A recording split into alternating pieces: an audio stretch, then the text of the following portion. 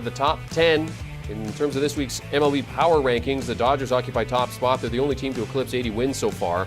Mets right behind them. Houston, Atlanta bridging the gap to the Pinstripes. Tampa Bay jumping into the top 10 this week with the Padres falling out. Mariners also moving into the top 10.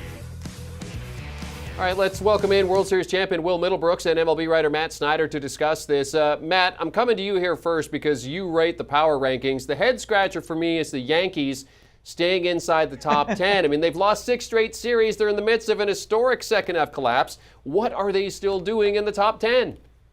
Well, yeah, they're terrible right now. There's no two ways about it. As I've said for years, I try to have the power rankings be an intersection of your complete body of work, especially once you get later in the season, and what have you done for me lately. And that's why I had them move down to 5 a couple weeks ago. There was just such a big gap between the top 5 and everybody else for so long. I think now I did consider moving the Cardinals ahead of them and dropping the Yankees down to 6. Not much more after that. Maybe if the Blue Jays would have won on Sunday and 4 games swept the Yankees, I would have moved the Blue Jays up above the Yankees. But the Blue Jays had been terrible until they played the Yankees.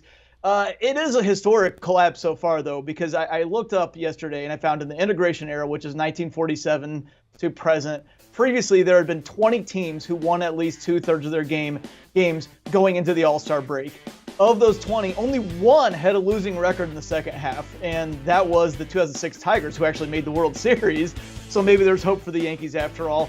But everybody else was well over 500 in the second half. Even with their win on Sunday, the Yankees are 10-20 in the second half. So they have a huge uphill climb just to get to 500 in the second half. So I understand the complaints, but like I said, there's an intersection point, and they built up so much credit in the first half. With the personnel being pretty much the same, Giancarlo Stanton coming back from injury, I just didn't feel like I should drop him that much lower, but I will accept dissent here, and I'm expecting to get it right now from Will. It's weird.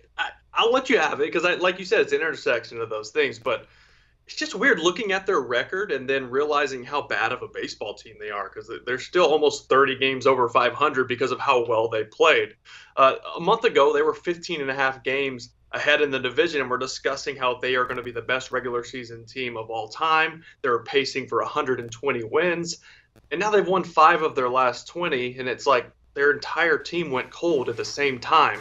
That combined with some injuries, Giancarlo Stanton, LeMahieu, Matt Carpenter, who was a big part of their offense, that's all attributed to the August tailspin. But their pitching is finally starting to tighten up a little bit, deliver some quality innings. Their offense has just remained such a major issue. They've only outscored 4 teams this month. Angels, Tigers, A's, and Marlins. They've scored a total of 62 runs and allowed 85. And to pile onto them, they've only had 146 plate appearances with runners in scoring position this month. It doesn't sound that bad, but that's 27th in baseball. Home runs have been their major source of run production this season, and they're tied for 15th in home runs this month. The Angels and Nationals have hit more home runs than them.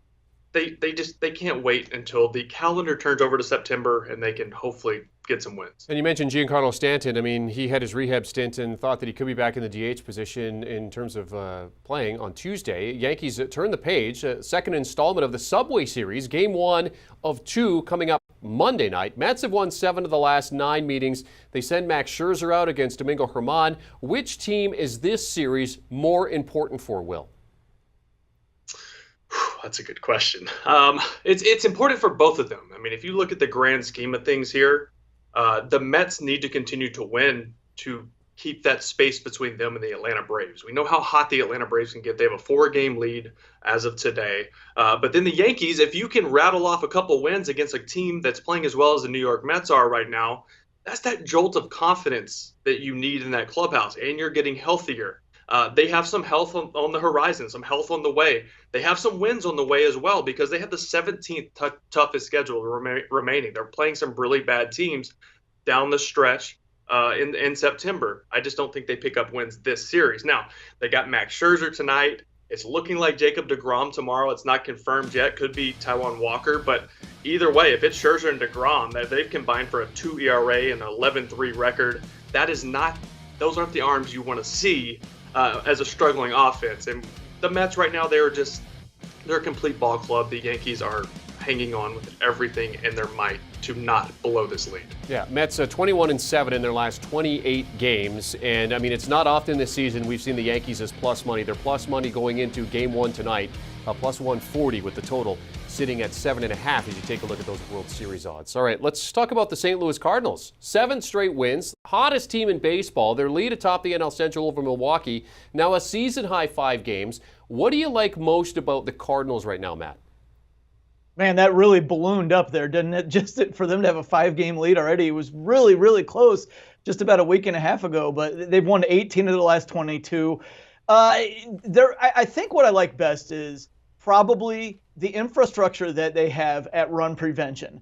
That is to say, most of the time when you look at team ERA or stuff like that, you look at just the pitchers, but they're so good at defense. They've got Yadier Molina behind the plate working with the pitching staff as well. And as I said, the infrastructure they have with the coaching staff and everybody, they don't feel like they have to go out of the trade deadline and make a gigantic splash and deal a bunch of prospects to go out and get an ace-like pitcher. We saw it last year with John Lester and Jay Happ. This year they go get a pair of lefties again in Jose Quintana and Jordan Montgomery, and they've both been really good, and they just kind of settle in there with their roster depth, their organizational depth they let take over, whether it's the highly touted rookie like Nolan Gorman coming up, whether it's Juan Yepez or Brendan Donovan earlier in the year.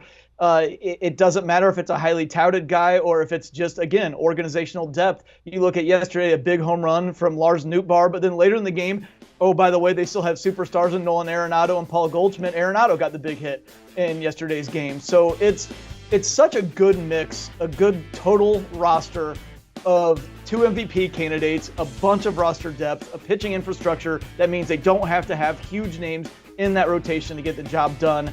You got to tip your cap to them. You can't say enough about what they've done here with this group. And it's going to be tough in the National League side with the Mets and the Dodgers and the Braves, but it would not be all that shocking to see them make the World Series in the last run with Pujols, Wainwright, and Molina. What a story that would be. Yeah, like Matt said, this is a complete team right now. I mean, they've won 7 straight games. They continue to distance themselves from Milwaukee. And I think they owe the Brewers front office a massive thank you basket or Christmas card or something in the holidays for just completely ruining the vibe in Milwaukee's clubhouse. They traded Josh Hader, one of the best closers in the game, when you are atop your division. What are we doing? That does nothing but kill the identity of that team. We've seen them not been the same ever since. We've seen blown saves. We've just seen a team that seems down and not playing up like they should when you're as good of a ball club as that. And now 3 weeks later, St. Louis has a 5-game lead. Arenado, Goldschmidt, these guys are putting up MVP numbers. Their pitching staff was kind of a spot of concern through the season, but they overperformed. They traded for Jordan Montgomery, which I think is going to help a lot. Jack Flaherty isn't far from coming back. And if you start looking ahead to the postseason, you look at the 5-game series, and they're running Wainwright, Montgomery, Flaherty. They have Miles Michaelis. These guys out there, they have an advantage. As Matt said, this is a very good, if not one of the best defensive teams in all of baseball. And we got to give a little shout out to Albert Pujols here. He's chasing 700 home runs. He's been a jolt for this team against left-handed pitching. He's hit really well, and he's just that veteran presence that every team needs, especially if you're going to make a run through the postseason. And they start a 5-game series with the Chicago Cubs on Monday night. World Series champion Will Middlebrooks, baseball writer Matt Snyder talking this week's power rankings, which are up for your enjoyment over on CBSSports.com. And if you don't have time for that, well, here are the top 10 in graphic format. Dodgers, the best team in baseball, so they are numero uno. Yankees hanging on to a top 5 spot, says Matt. It's an intersection. Do you want a sports network that delivers everything that matters about the game? The highlights, the picks, the instant analysis, no yelling, no fake debates, no politics. Hit the subscribe button and never miss a moment.